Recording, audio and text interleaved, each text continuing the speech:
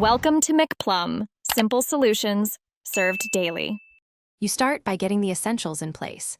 Make sure your watch model supports Google Maps and both devices run current software. Pair the watch to your phone over Bluetooth and enable location services on each device. Once paired, sign into the same Google account on phone and watch so routes sync.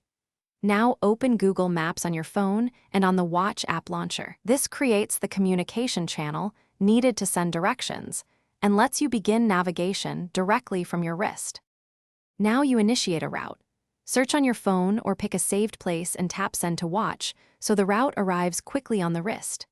On the watch, tap the route to view step-by-step guidance, then choose mode like walking, driving, or transit. This affects route calculation and turn timing. Make sure to customize haptic alerts and map detail in the watch Google Maps settings so you receive timely vibrations rather than loud audio, which preserves battery and keeps guidance discreet. Finish navigation by following turn-by-turn haptics and occasional glances at the watch map for context. This keeps you moving without staring at a small screen. If directions stop or the watch won't receive routes, toggle Bluetooth and location, then reopen Google Maps on both devices to re-establish the link. Make sure the phone has a clear GPS signal.